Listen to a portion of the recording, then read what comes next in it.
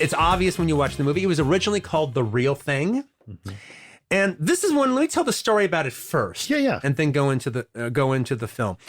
Jerry Sindell had made in the late 60s and made a not a sex movie, but a sexual drama, something along the lines of something like Bob and Carol, Ted and Alice. Then he did a film that we watched just recently. The only time he actually did a movie for Hollywood with a legit budget, a film for CBS for their theatrical arm that was shown on CBS television called Harpy with Hugh O'Brien and Elizabeth Ashley. And we watched it, and it's a pretty good film. I liked it a lot. Then around 74, he starts working for a company that has a small theater chain. They come to him and they go, well, look, since you've made a movie before, why don't you make a really cheap movie for us that we can release in our theaters? And so he does. And the result is the film, The Real Thing. The great Jack H. Harris, the producer of Dark Star and Schlock and Equinox and The Blob, found The Real Thing, liked to realize it was a good piece of work, bought it up, and slapped the extremely misleading title Teenager on it. At the time of recording, this film only had 11 logs on Letterboxd. So what's the movie about? Let's find out. To explain the story of Teenager, let's read the back of the New World Video box. Also in the action section, I can see they've listed it here. Oh, yeah, you're right. It's an action film. Goes right in the action section for all the mom and pops who don't know where to put it. Teenager is an irreverent and shocking chronicle of three desperate people, all working on the same movie, all running from their past, and all on a careless collision course with violence. Charlie, actually his name is Billy, the renegade director, as obsessed with using people as he is with making movies. He will do anything to get the right shot. Anything. Eddie, the handsome and wild leading man, a reckless pawn in Charlie's grand scheme, a victim of his own ego. He has big dreams, but even bigger delusions. And Carrie, beautiful, restless, and 16. Torn between the Hollywood spectacle and her small-town morality, she's ready to try anything, but not quite prepared for her initiation into a movie that's gone out of control. Color, running time, 91 minutes. Here's the thing. I've seen this video box before. If you think the Jack H. Harris movie poster is misleading for the film that I described about filmmaking, then the New World Video box has it beat by 10. Because I never saw this film because the box, okay, one, it's makes it look like a child prostitute Hollywood Boulevard movie along the lines of Angel and Avenging Angel. And there's a movie called Streetwalking and Streets and Alley Cat. She's actually standing on a Hollywood star. Yeah. As if so it's like a 60-year-old prostitute who's never in the film flashing her underwear. Is flashing her underwear, soliciting clients on the Walk of Fame. So that's why I never got around to seeing it. And like I said, the only reason I ended up watching this was because Andrea Kagan was in it, and I was on a trip to check out more of her stuff. And to me, this was a surprise. I don't know if that really explains the movie. There's a lot more to this film than what's on the back of the box. Quentin did some digging and found some old reviews of the film that help shed light on what we're really in store for. Now, when I saw Teenager, I was like, wow, I've never heard of this thing before. I'd seen the box before, oddly enough, but I never heard of it before. And so I went looking to get some information on it. Went on the newspapers and found out that it was released in California, at least in Sacramento, but it was never reviewed in the Los Angeles Times. I'm not sure if it ever made Los Angeles County, but I was able to track down 2 reviews for it, retrospective reviews. One in issue 18 edition of Psychotronic Video Magazine, where Michael Weldon reviews it. Somebody must have seen Hopper's The Last Movie and decided to make a simpler variation on the theme. Billy, an egotistical low-budget director who looks a bit like Roger Corman, convinces the young stars of his new biker movie to invade a small town for real while he films the realistic action. The locals get real riled up and death results. This isn't a movie anymore! A scene in a church copies The Wild Angels.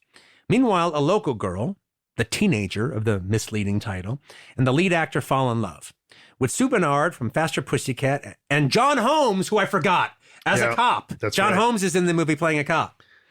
Yeah, you actually freeze. I don't know if you freeze framed it, but I say, is that John Holmes? Yeah. you were like, do you know who that is? And Yeah, I was looking at it and I was like, it was defying logic. Yeah. It was defying that, oh, that's John Holmes. And then in issue number 15 of Shock Cinema, there's a retrospective review that says, I have a fondness for movies about movie making, as well as 70s biker flicks, and this weird, badly titled, no-budgeter covers both genres in one swoop.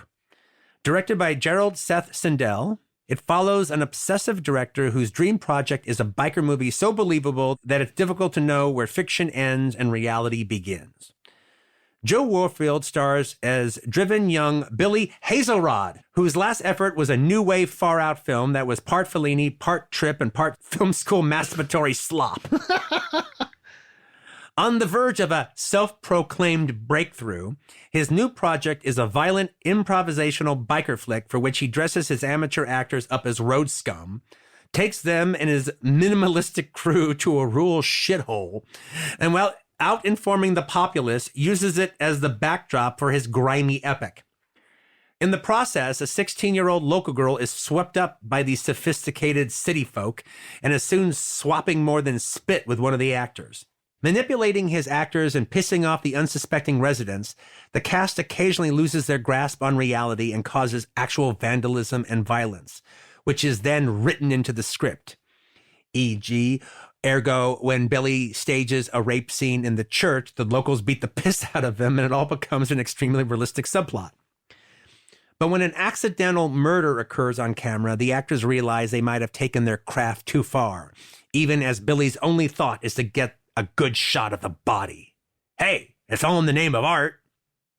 Although this provides little insight on how low-budget films are actually made, simply using the idea as a springboard, the script puts a likably pretentious spin on its exploitation concept. Warfield makes a believable, self-destructed dickhead, while the only recognizable co-star is 1966 Playboy playmate Sue Bernard as Billy's lead actress, who gets lost in her biker babe psycho bitch role. A big change from her passive supporting turn in Faster Pussycat. Smarter and stranger than you'd initially expect, this is a solid concept, held back by some mediocre performances and a distinct lack of budget. Yeah. I don't know if I agree with the mediocre performances, but the distinct lack of budget, clips the film's wings just a little bit. They're capturing what they can. And he's also attempting to do on some level what's happening in the movie. Now that sounds more like it. When watching Teenager, it's hard to believe that what we see on screen was filmed in only 10 days. Roger and Quentin clue us in as to how Sindell made a small movie feel big. Now, this is a subgenre in movies that I'm actually a fan of, and that is low-budget movies about the making of low-budget movies. It doesn't sound like that would be a big subgenre, but there's actually quite a few of them. Hollywood Boulevard, Hollywood Man, the Dirt Bike Gang. There's a blaxploitation version of that called The Baron, which is interesting. There's a few. Another movie about making a low budget movie is The Big Picture. Oh yeah. And what was the name of the Tom DiCillo film with Steve Buscemi? Living in Oblivion. Living in Oblivion. That's it. Well, there's a whole aspect that Teenager is also just quite a bit like Dennis Hopper's The Last Movie. Yeah, for sure. To some degree. But I think there's also another inspiration. I actually think part of the jumping off point for the inspiration of Teenager, or The Real Thing, as its real title is called, the way Haskell Wexler shot Medium Cool. Yeah. By going to the Democratic convention and just taking his actors, sticking him into this wild situation that's already going on, and just capturing whatever happens. I mean, to some degree, not even to some degree, almost to every degree, what the Jackass guys do in their movies is what they do in Teenager, except they're not going for comedy. They're going to actually provoke violence. So this is about a megalomaniac director is going to be directing a biker film. He's got a small little crew. He's got guys that he says, they're stunt people first and actors second. So thus they can ride the motorcycles. And what he wants to do is he wants to take the gang into a small town and have them stir up the town, have them terrify the town. And then he's going to film it all. And he wants to create a situation where they just act crazy and act like bikers, and maybe the town will fight back, and he'll capture it all on film. He's going to create a happening. He's going to create an event. He has an amazing line where he says, like, we're not here to make a movie. We're here to make something happen. Yeah. It's very postmodern.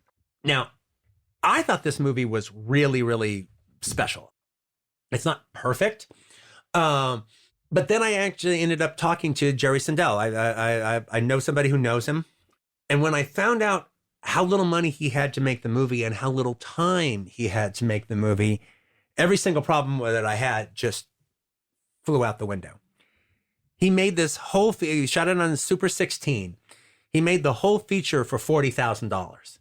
Now, one of the weaknesses of the film that I remember watching is, okay, as good as the film is, as strong as I think the film is, it's not necessarily a realistic story of how a low budget film is shot. Any more than Boogie Nights is the realistic depiction of the porn industry at that era. It's fanciful. It's a fanciful, but that's okay because it has other fish to fry. And the same thing with Teenager. It has other fish to fry. But like, for instance, they have 4 actors that they're filming. There's the director, Joe Warfield. This guy looks so much like Roger Corman that in the 70s, if you were doing the Roger Corman story, you would just cast this guy. Yeah, I'm not even sure I would enjoy this movie had he not looked exactly like Roger Corman. Yeah. Because I kept watching it thinking, oh, this is like Roger Corman acting in a movie. Yeah, I mean, playing a kind of Roger Corman director. It's uncanny. It's incredible. He looks like Roger Corman, like in the late 60s. And the guy does a fantastic job. I mean, he's a prick. You don't like him. But that doesn't mean you don't want to see him accomplish what he wants to accomplish. As filmmakers, we're kind of on his side. You have to be a little bit of an asshole. Yeah, exactly. to get what you need done. But he does lead the movie. There's such a thing about casting a lead. A lead carries a movie. There's a reason why they call them the lead. They put the film on their shoulders, and if they have the force of personality and the force of performance, then they take the story and they take the movie and they take you from the beginning and they take you all the way to the end. He does that perfectly. There's him, the director, there's the cameraman, and then there's his girlfriend, who basically plays the entire rest of the crew. Yeah, I'm not sure there is a sound person. No, there is no sound person. I never ever see a sound guy. No, there is no sound, but they just forget about the idea that they would have a sound person. She's basically the script supervisor, but she's the script supervisor. She's apparently the producer. Yeah, producer. She's the first AD. She's the head of transpo. She's the head of wardrobe. She's everything. She's, and his conscience, which he never listens to. What I found really super admirable about, especially about his performance, and really what makes me love movies of this scale, is that they don't have enough money for a whole crew, for a whole fake crew. And so instead, you've got this lead guy, is it Billy? Yeah. Billy, and he is selling the fact that this is a big production. The way the camera is staying on him, and he's making a big production of it. Okay, we got to do this over here. Are you ready over there? Are you ready? Okay, we're going to keep this in focus. And he's talking to different people off camera and everything. And he's doing his very best through the sheer force of his performance to make it feel like you're on a big bustling to movie set. conjure up a crew. And there's no one there. No, you pointed that out, and you're right. The fallacy of how few people are working on the film, a lot of people might go over their heads because he's actually filling in he's making it feel big, even though there's nothing there. He's making it feel big. Now, the thing is, we're watching the movie, and I'm thinking to myself, Billy's filming the bikes coming into town, and they're following behind the bikes. Well, that sounds like the most boring footage fucking ever, because Jerry, the director, has got the good angle. He's in front of them. So you're never buying that Billy's that good of a filmmaker, judging by the angles that he's forced to shoot, because he can't share the same angles as the actual director of the movie. But I was wondering why they didn't just film their crew filming these guys. They would Let the fourth wall vanish. They would have had 2 cameras going on. There was a crew filming, and let them be part of this imaginary crew. Yeah, the real crew can be the fake crew in the movie. I mean, to me, that seemed the way to solve it, and it all made complete sense. It is a way to solve it. I've been working for years on this book of Brady Sinellis's Glamorama. And the whole idea of that is that there's this crew following him around. And part of the conceit of it was, well, let's just make the actual crew part of the production. So I bring it up to him, but why didn't he do it that way? And he was like, I couldn't do all that shit in 10 days. I had enough people to follow as it was. I hear what you're saying. It's a good idea, but that's just too much staging for me to pull off in the 10 days that I had. Just following those people was enough. I could accomplish that. I couldn't accomplish doing anything bigger than that. What you're talking about I wouldn't have been able to orchestrate it. Which, frankly, when you're working at a low budget, to know what your limitations are and to stay within your lane is how you successfully finish a movie.